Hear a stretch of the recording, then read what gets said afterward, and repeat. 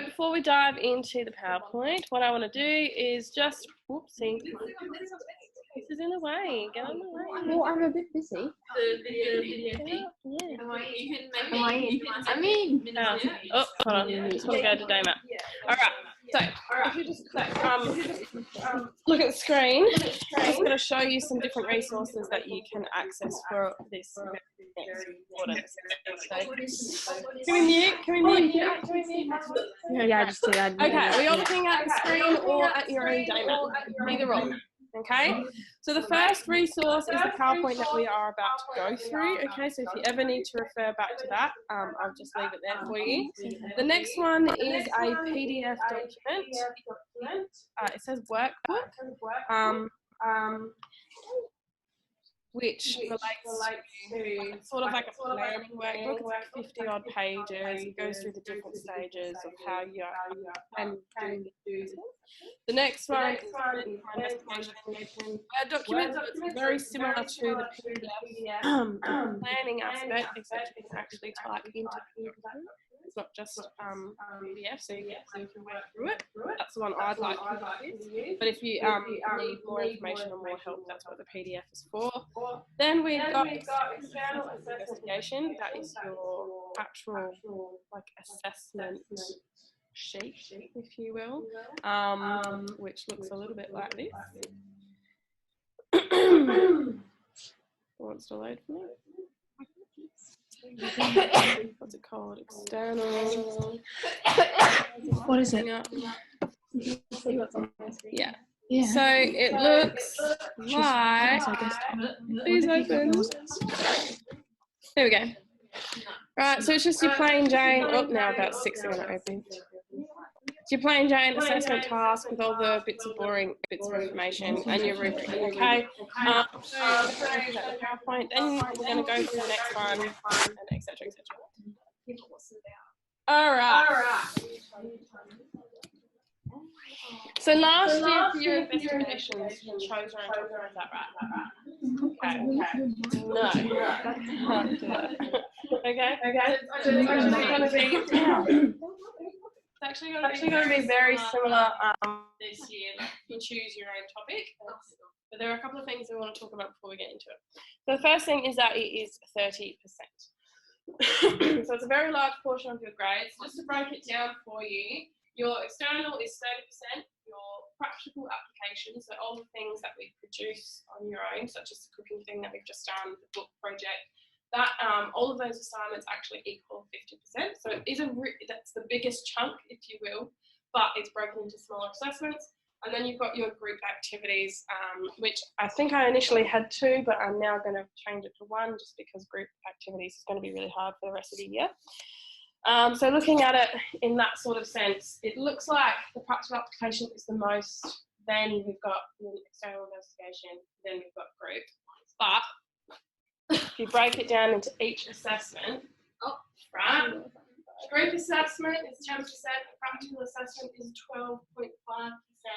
So that's a very small fraction of your grade for one assessment. Your external assessment is 1 assessment, and that's how big of a chunk it is. So if you get A's for this and a C for that, it's going to bring your whole grade down massively. Right, so I just wanted to show you how big this assessment is, not to stress you out, not to overwhelm you, but it is important that we do put a lot of effort, time into it, because a lot of our other assessments we do kind of burn through really quickly because it's quite time. We don't have a lot of time in year 12, but we do need to spend a fair bit of time. So it is my expectation that you do spend some holiday time on this. So hopefully you'll be at home, relaxing, isolating. Okay, so hopefully I do want you to take some time in the holidays for yourselves, and I do want you to recharge and get your well-being back to where it needs to be. But it is my expectation that you do chip away at your investigation as well. Doesn't mean that you're starting to write it. I'm not expecting anybody to write their investigation in the holidays. I'm expecting you to collect information, to do research. okay, to do surveys, to do interviews. Face-to-face interviews can be really difficult now, so phone interviews are absolutely fine, even if it's just like an email interview. You know, if you find someone that's willing to answer 10 questions of yours, you've got 10 questions and they send through responses, I would consider that to be an interview, okay? So what you are doing, very similar to last year, is you are identifying a relevant and contemporary issue related to an area of study within child studies. Okay, so there's 5 different areas of study for you to choose from. Last year there would have been 3. Okay, so there's a little bit more now, and we'll go through them a little bit later today. So you pick an area of study, you define the scope of the study, like age group that you're focusing on, if there's a particular socio-economic demographic that you're looking at, if there's a specific culture that you're looking at. You know, if you are actually going to refine your research to a particular area, you would need to explain that. You're going to analyse information. You're going to do, obviously, referencing, that's obvious. You're going to evaluate, and you're going to make conclusions from your research, and it's 2,000 words. So how long was your investigation last year? 1,000? That's really interesting. I'm really confused about that. No, it's like 600. 600? Yeah, 600. Oh, it's the same, yeah, it's 600 in stage 1. Then 2,000. So you've got a lot of words. Triples. All right. Doesn't mean that you have to meet 2,000 words, but you would not want to be under 1,800. Okay, so trying to use as much information as you can to get to that word count, because the more words you have, realistically, the more in-depth your investigation can go. Okay, so these are your performance standards. So this is what I'm grading you on. So when you get your grade, I'm going to grade you on 4 different things. So first, I grade you on your overall investigation. So that actually can, the word investigation, I can grade lots of different ways. So by that, I can look at your reference list and I can say, right, they've got 5 references. Their investigation is at a C or a D, okay? Maybe if you've got 12 resources, you've got a really good investigation. You've actually gone and visited a lot of different sources, you've done a lot of research, your actual investigation has been in depth. Okay, then I mark you on your critical analysis. So how critical are you being? Are you just making, you know, willy-nilly statements? Are you not actually looking at data? Is it just a bit plain Jane? All right, it needs to be contemporary. So to gauge whether or not it's contemporary doesn't mean it has to be 2020 or 2019. It could probably be 5 to 6 years old, and anything over that, you'd be thinking maybe it's a bit too old. If you're looking at the comparison of modern versus however many years ago, that's fine, okay? If you're comparing old versus new, but you don't want to be focusing on issues that were from like 10 years ago, because everything changes so quickly now in our society. If we think about 2010, how old were you guys when you were in 8? Right? How different was everything when you were 8? So much changes in 10 years, which is why we want to keep it within that 5-year sort of bracket. Okay, and it does need to relate to the health and well-being of children. Some topics can sort of lead away from that, which can be fine, but as long as one of your focus questions enables you to look at the health and well-being of children, then you should be able to tick that box. Okay, your analysis of information for relevance and appropriateness. So if you're talking about like adolescents, teenagers, is that relevant? Is it appropriate? Probably not, because we're looking at 0 to 8 years old. If it's just a comment about how it might impact them later in life, that's still relevant. But you don't want to be focusing on those sorts of aspects. You don't want to be focusing on how, you know, trauma at a young age impacts someone when they're an adult. You would want to be talking about how it impacts them at 8 years old. That's as old as you'd want to get. And then appropriate acknowledgement of sources. So it is, I'm going to put my foot down and say that you do have to reference throughout, whether that be footnote, whether that be in text, up to you, so whatever your preference is, but it does need to happen. If I do see, you know, a sentence that you've clearly gotten from somewhere else, I would like to know where you get it from, whether it's a credible resource, like if it's just Wikipedia, probably not great. All right, but making sure that you are referencing properly. Oops, did it again. And I might even try, if I can get my videos to upload to DayMap, I might even do a similar scenario where we go through referencing. If you're not very confident with that, you can choose whether or not you want to watch that video, instead of wasting everyone's time. And then application of literacy and numeracy. So everyone should be using numeracy throughout your investigation.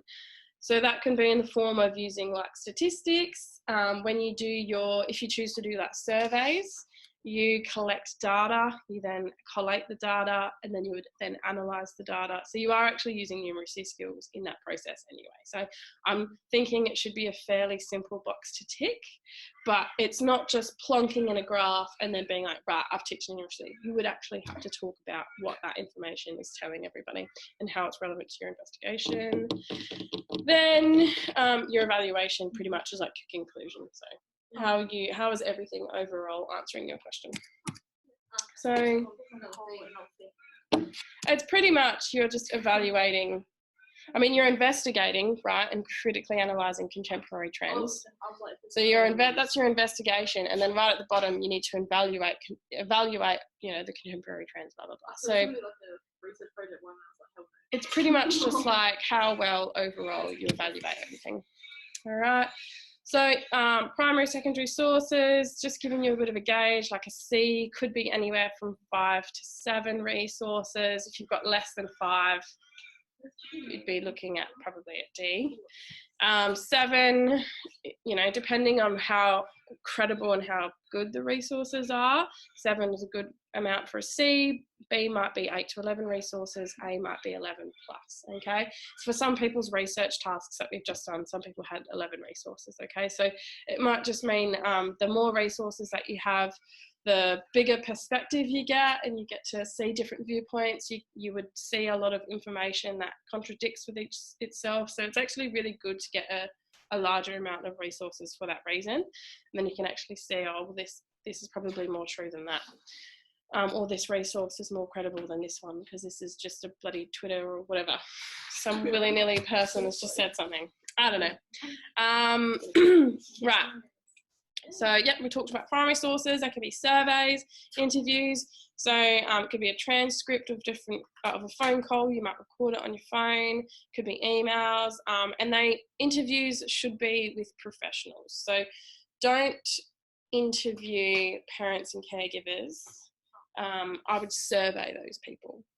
All right. So I would interview people that are experts in their field. So looking at teachers, looking at psychologists, looking at doctors, pediatricians, nurses, perhaps. You could be looking people that see things every day and are experts in their field. All right. Surveys could be parents, could be caregivers, could be teachers, because you've got exposure to a lot of teachers. Okay. If you guys have a survey that you want to be filled out with parents, you've got a whole class of people that have parents that you can just, can you get your mum or dad to do this, or both? Okay. Or get your auntie and uncle to do this, or whatever. Okay. So we can help each other in that sense with surveys. And just remember that it can take time to get information back from people. Getting in early and allowing plenty of time to collect primary research is a good strategy. So just a quick show of hands, who found it difficult to collect primary resources for their research project? I did when I was in year 12. I found it really hard. I felt like people... Okay. I couldn't do primary sources. Why? What were you... It was unethical. It was unethical. Oh, interesting. Okay, maybe you would learn not to do a question. Yeah. Interesting. Okay. So looking at the time that we have to do our investigation, we've got about 2 weeks of school, 2.5, maybe, pretty much 2. We've got 2 weeks of holidays, and then I think I give you maybe like 3 or 4 weeks next term, maybe 3 weeks next term. So you've got about 7 weeks to do your investigation. But that just means that once those 7 weeks are up, we move on to our next assessment. So if you're not ready to submit your investigation, it's not due until like September or October to SACE. So that just means that behind the scenes, you're chipping away, we're drafting it. It just means that if you don't get it in within that 7 weeks, You'll just have your investigation alongside your other assessment, okay? And that might be something that happens because a lot of people aren't at work. They might not be checking their emails. Thanks, girls. They might not be checking They might not be checking their emails as regularly, or they might not be picking up the phone because they're not in the office. But as soon as you have an idea of what you want to do for your investigation, as soon as you've identified a range of different professionals that you could potentially interview, just send out a whole bunch of emails and see who gets back to you. Okay, the sooner you do that, the sooner people could get back to you and the sooner you could collect that information. Okay, but it is a good idea to have surveys as a backup. Try and have one survey and try and have one interview. Therefore, if the interview falls through, you've at least got your survey to fall back on, okay, as a primary resource. Is there a question? Yeah. Do you mark it or is it SACE that marks it? I mark it, and then SACE also marks it, and then they.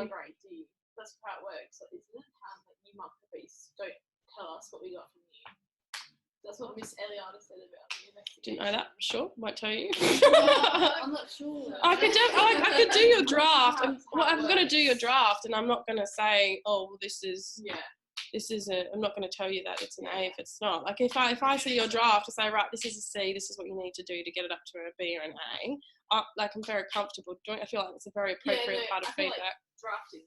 I don't know. Yeah. She was saying something like she's not allowed to tell us what we got until the end of the year for SACE because they're out. Well, that's only because my grade isn't necessarily going to be your grade. That's true. So I could say I think this is a B plus. Could come back as a B minus. Could come back as a B. Could come back as a B plus. Could come back as an A minus. It could be moderated, but that's why I want to get your investigations in before term 3 because it actually takes a really long time to grade because I have to make sure that my grading is spot on so that it doesn't get moderated, so that your grade that you get stays that way, so it doesn't go down. It goes up, but I don't want it to go down. Does that make sense? Mm-hmm. Okay. Cool. Right, areas of study. So some different sort of topics, I guess, if you will. All right. First one is contemporary and future issues. So anything to do with what's happening now, anything to do with maybe potential problems or positive things that could be happening in the future. So that could be related to global issues on the development of children. So, I mean, something current that's happening right now is, there's a lot of debate about schools being open. Little kids 8 years old go to school.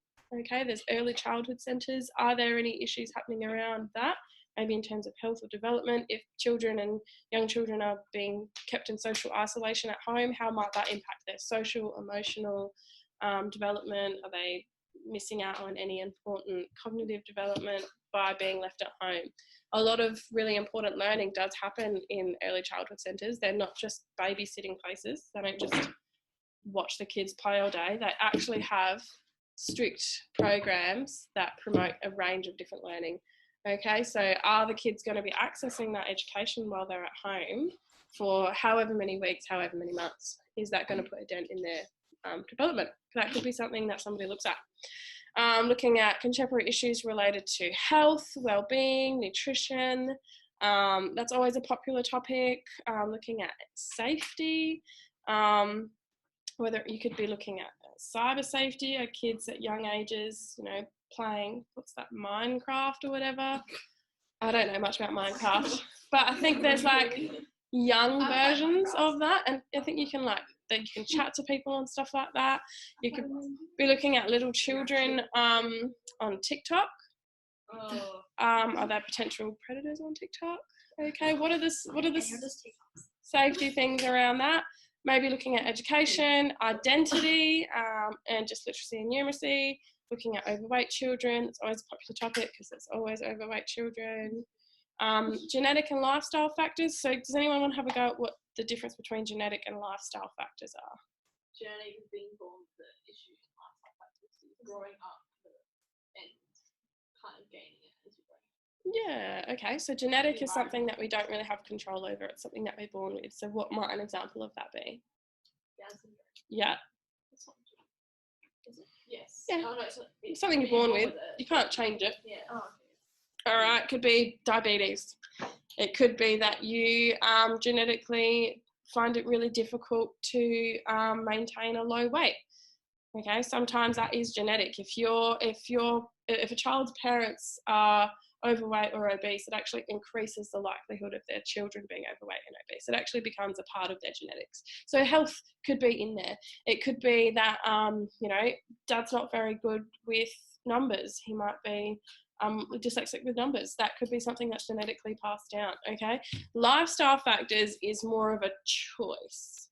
Okay, so little children as such necessarily don't get to choose their lifestyle. It's whatever their parents are that's what their lifestyle is, they bring onto their children. But it is much more a choice. There are a lot more variables. There are so many different combinations of lifestyles. So looking at how those two different things can impact child development and health. So that's one topic. Can we think of any other areas to do with anything contemporary or future issues? Anybody seen on the news? No. Virus. That's very contemporary. Very contemporary. Maybe there's always looking at that's probably going to lead into a different area. I'll wait for that. Economic and environmental issues. So creating and maintaining a safe environment for children, whether that be physical safety, emotional safety. So you could be looking at domestic abuse or violence in the home. It could be, what are the environments like in foster care? Are they safe for children? Stuff like that. Are rural countries safe for children? I don't know. I'm very metropolitan my entire life, so you could be looking at rural. If you know anybody that lives rural, you could maybe, I was going to say you could maybe visit someone, but borders are closed. Oops. The role of resources in supporting the needs of children. So you could be looking at special needs children. So looking at autism spectrum disorder, fetal alcohol spectrum disorder. You could be looking at Down syndrome. You could be looking at children with dyslexia, children who struggle with emotional regulation. What resources are out there to support these children? What education is out there for parents, members of the community? Are we well enough educated as a community about these different things to think, oh, maybe this person isn't, dumb. Maybe they just have a learning disability that there's not a lot of education about. People are born the way that they are. They struggle with things. It doesn't mean that they're less than, but do we have that education in our community? And how is that impacting the development of children? Are they growing up with a positive identity of themselves, thinking, this is something that I struggle with? Everybody has something that they struggle with. This is just what I struggle with. Is that something that they're growing up with? The food and nutritional requirements of children, supporting healthy eating, again, a very popular topic, very easy topic. So if you were to choose something to do with nutrition, you would really want to fine tune that into something that's maybe a little bit more contemporary. Maybe like new food products that are coming out. I don't know, maybe veganism. Is that good for young children? Is it going to be detrimental to their health and their development? Are they getting the nutrients that they need? Looking at environmental influences. What are environmental influences? Looking at a children's environment, a child's environment. We're looking at, their home. Okay, so we're not talking about global warming. We're not talking about sustainability. We're talking about their everyday environment that they are in and exposed to, so their home. So the influence of poverty on a family and community structures, how is that going to impact the development of children or the health of children? All right, political and legal influences, so looking particularly at just legislation. So looking at Commonwealth government legislation that supports and empowers parents and families in caring for children. I have no idea what you could do for that, but I'd be interested to see if someone figures it out. Support services that promote the well-being of children with special needs. We could be looking at the Disability Discrimination Act. Is it still, is discrimination in, childcares and schools and stuff like that still present?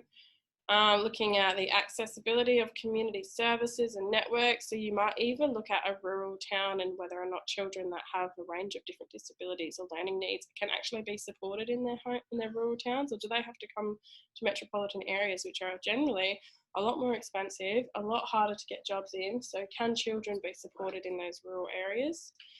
rights of children, parents, caregivers, and childcare workers. I thought, you know, you could even tie into that the rights of caregivers and childcare workers right now. You know, a lot of people are having to go to school and early childhood centres and could potentially be exposed to this virus because the government is keeping it open. Is that something that you'd be interested in looking at? Are there a lot of angry people out there, or are they fine with it, or what are they struggling with, and how is that going to impact children, stuff like that.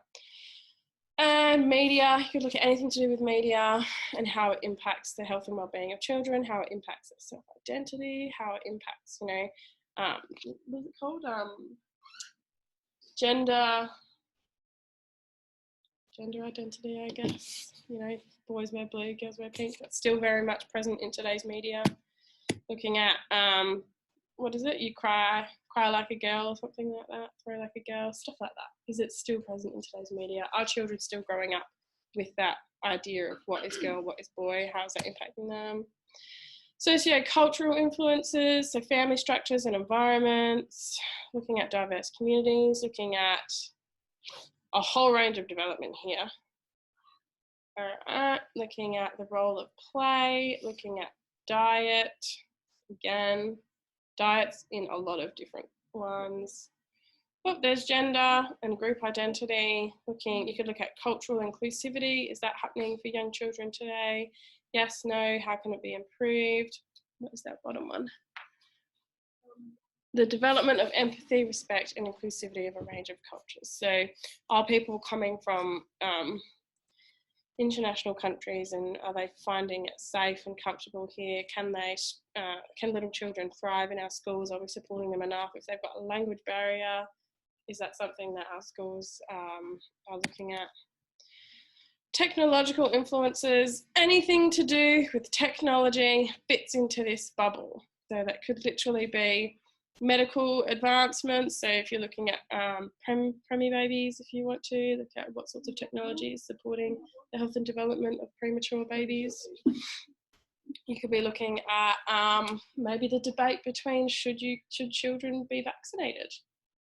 That's always a very popular topic. There are a lot of people out there that don't believe that vaccinations are necessary, because before there were vaccinations, there weren't vaccinations, and everybody was fine. So you could be looking at that and trying to find different. You could even, you know, interview doctors and pediatricians and find a range of different people to interview about that.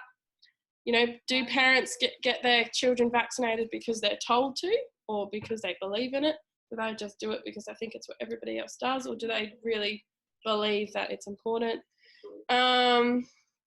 The use of technology to meet a child's specific physical or emotional needs, the impact of local and global media on the development of children, the influence of licensing and standards, regulations on health and well-being. So like, I think that's in relation to like adverts and what's appropriate during certain times of day.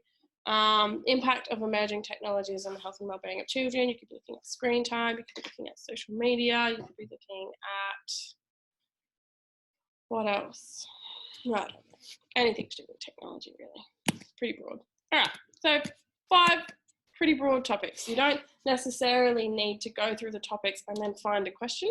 You could do it backwards. You could have a question that you really want to do, and then you just figure out which area it fits into. But it has to fit into one of those 5 topics, okay? If it doesn't fit into one of those 5 topics, we might have to just tweak it a little bit so that it does, okay? And that might be when we come up with some focus questions. So some questions for you to consider when you choose your topic is it relevant? All right, is it relevant to child studies? Is it relevant to 0 to 8 years old? Is it relevant to one of those 5 areas of study? If you have yes for all of those questions, great. All right, is it contemporary? Is it something that's happening now? Is it something that is being talked about within the last 5 years? Or is it a bit old and dated, okay? Has it really been talked to death? Is it possible to gather enough primary, secondary sources? So really have a think about, can you interview anyone? Can you interview multiple people? Can you get surveys? Is it going to be, are you going to be able to access members of our community to get those primary resources? Something that you really do want to think about. How strongly is it related to your area of study? So are you just saying it's related to this area of study because you really want to do this question, or is it actually genuinely related to that topic? And are you passionately interested in it? I'm sure you've heard this to death in research project. If you are not interested in it, you are going to struggle to do it, okay? So do try to pick something that you're interested in. Try to pick something that you know you can get information about, because if you pick something that you think is just going to be easy, and that's why you've chosen it, you're going to find it really difficult to do, especially when we only have about 7 or 8 weeks to do it. Okay. All right, some advice. This is some advice from me and some advice from Stace. So make sure it's relevant, make sure it's contemporary, make sure it relates to the health and wellbeing of children, make sure it interests you, make sure that it is original and innovative. So try not to pick a generic question. Sometimes you can get away with Googling different child studies topics and lots of random things actually do come up, but try to pick something that hasn't been sort of done before. Try to pick something that is unique, you know, something that you really want to find out, because the more original it is, probably the better grade you'll get from SACE. Develop effective time management skills. So have a plan, okay? So that's going to be something that we work through with our little Word document. Is you plan all your different resources, you plan, you know, in which week am I going to do this? You know, do I need to have all of my surveys in by the end of the holidays so that I can collect and do my data? How do I get my data into grids and tables? If you're not familiar on how to do that, you know, how are you going to be familiar with that? So just having a plan and having maybe a schedule of when you're going to get things done. What else? Develop focus questions to help answer your overall question, like you would have done a research project. Use both primary and secondary sources. Ask for help and support. Email me anytime, all the time. An email a day, 3 emails a day, I don't care. Email me, especially now that school's potentially not going to be open, okay? Email me through the holidays. I'll be on my laptop through the holidays. I will be able to respond to you. Even if it takes me a day or 2 days, I will get back to you. So draft your investigation, that's really important. Back up your work. Who uses a USB for their Year 12 work? Who uses their laptop to save their work? Just their laptop. I use OneDrive. Yeah, me too. Okay, who uses OneDrive or Google Docs? I would like, in particular for this investigation, for everybody to either do a Google Doc or OneDrive, because if you lose your USB or if your computer craps itself, you're essentially screwed, okay? And then you're going to have a child studies assignment constantly happening, plus you're going to have your investigation in the background. So I would really advise that you back it up somewhere, whether it's Google Docs, OneDrive, whatever you prefer, whether it's 3 USBs, whatever works for you. All right. If you're knocked back for an interview, which probably could happen, just keep trying for another one. Adelaide, we have lots of different experts in lots of different fields. Someone is bound to be interested, especially with all of that free time now at home to answer all of your wonderful questions. Make sure your questions for your interviews are also relevant, but if you don't know if your questions are good for your interview, what should you do? Yay, ask me, email them to me, and I'll say yes, or I don't like this, or change this, or whatever. All right. Use people you know to find an expert. So if you know somebody who's got a relative that's a nurse, or you know somebody that's a special education teacher, like my cousin works in special education, so she works with children that are blind and deaf. All right, so I'm happy to ask her if you want to ask, interview her, do stuff like that. If you want me to try and find some other people through her as well, if you want to do special needs, I can try and find somebody that way. Use the people you know, branch out to try and find experts, because sometimes just emailing random people can be a little bit difficult, but as soon as you put somebody's name in there, it can make them feel a little bit more obligated to answer your questions, okay? Pressure them, just put your thumb on them, all right? Ask me questions, conduct thorough research, don't give up, all right? Even if you don't get your draft in by the 7 weeks, keep chipping away at it, especially in the holidays. You're going to be like doing a lot of Netflix chilling, but making sure that maybe, you know, half a day can be dedicated every 2 or 3 days, maybe an hour every 2 or 3 days, just chipping away. Okay. Check your emails maybe every morning. All right, see if anybody gets back to you. And keep a record of all of your references. So have a specific page of your references so that you don't lose them. I think these are exactly the same as what we went through just before. Okay, so what we would start with, ideally, is like a mind map or a flow chart of some sort, okay, just to record a bunch of different topics you're interested in. Do pick things that you're interested in. If you do want to sort of look at things that you think might be easy, that is something you could do, but do also do topics that you're interested in. So Sarah's not here at the moment, but she might have picked something to do with child psychology. Okay, if you're particularly looking at a career in early childhood, maybe you could pick something that has something to do with that. Okay, maybe if you've got siblings or cousins or know somebody that's got special needs and you're interested about that, maybe you could go down that path. If you are looking at the health of children in terms of nutrition, go down that path as well. Okay, and record your ideas. So that's the very first thing that we are going to do today. And then you work through your investigation question, identifying the area of study. We come up with focus questions. That's part of our planning. All right, and that's pretty much my PowerPoint. What I want to do now is show you this. It's in your day map, but we'll go through it now. It's called your Child Studies Assessment Advice. So this is coming from SACE, right? So this is from, okay, this is from all the investigations from 2019, SACE has collated some advice. Okay, so if you scroll all the way down to the bottom and look at external assessment investigation, SACE has identified a list of things. They've identified what the more successful students have done, the students that have done well, the students that have gotten really good grades, what have they done to ensure that they've got good grades, and they've also identified things that people have done that didn't necessarily do as successfully. That didn't make sense, but go on. All right, so the people that were more successful, people that got good grades, people that were able to do a more thorough investigation, referenced relevant sections in the introduction. So when you do your introduction, you do need to base it off of some research, okay? So what is the current research talking about that has led you to this question? What is happening right now? What is it that is interesting you? I need to go to bed. All right, so you do need to use research for your investigation. The next thing, they provide methodologies. We're going to go through that. You would have done that in your research task, but that is literally just talking about how you were going to go about your investigation. What primary sources are you using? What secondary sources are you using? Are there going to be any potential bias in there? How is your investigation going to go? All right, so they've been very thorough through that methodology, but that's something we'll go through at a later date. Their question is focused on the health and well-being of children. That is a box that needs to be ticked. So you must relate to the health and well-being or well-being of children, okay? Must tick that box.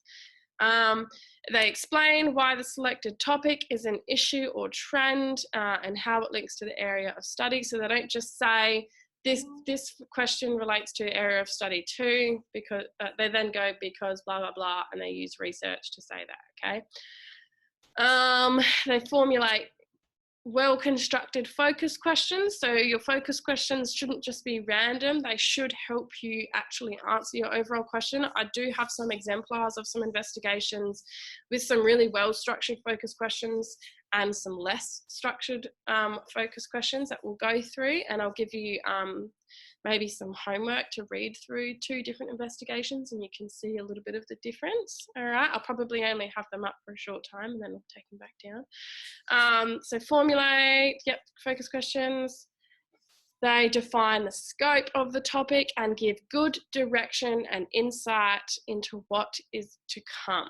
Okay, so they're explaining what the investigation is going to go through, what your intended outcome of the investigation is, what are you hoping to find out.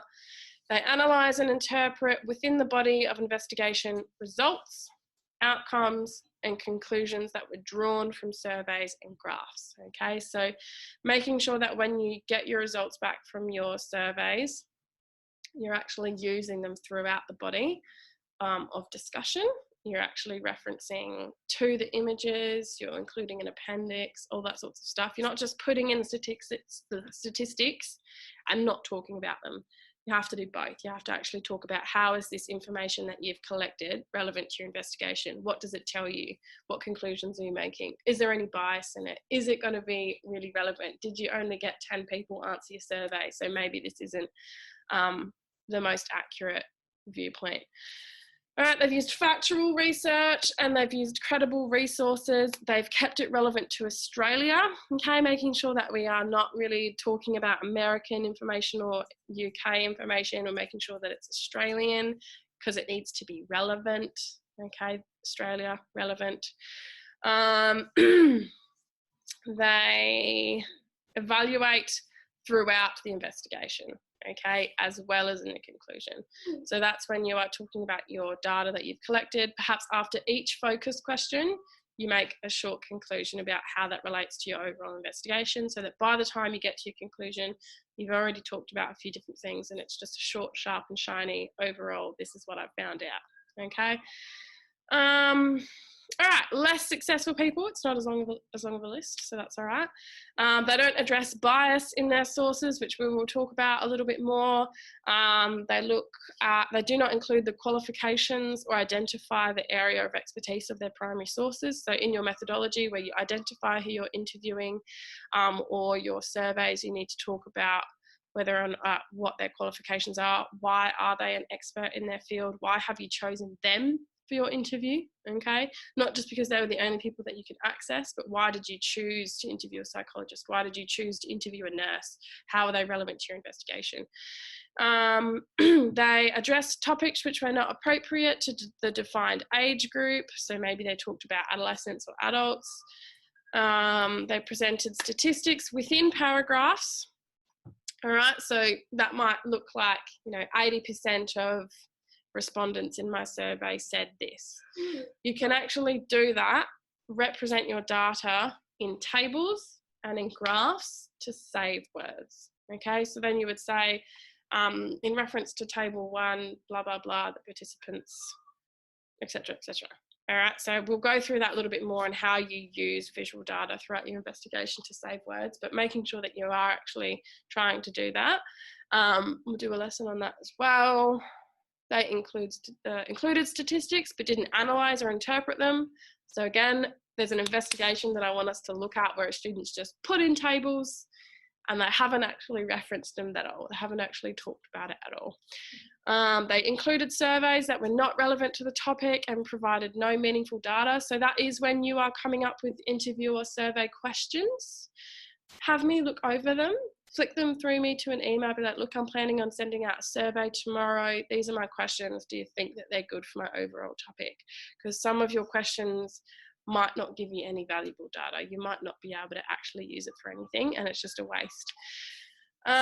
They're focused on a one-sided argument instead of looking at the two sides of the argument. They include mostly American or English data and assume that it applies to Australian culture.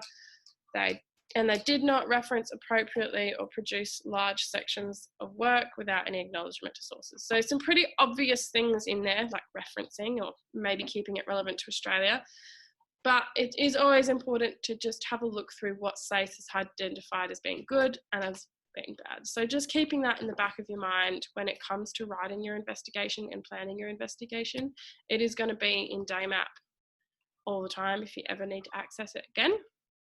But for today, for the rest of the lesson, I would like you to just start brainstorming things that interest you, maybe things that are contemporary. So if that's maybe you accessing a bunch of different like news websites, like what the project, Nine News, ABC.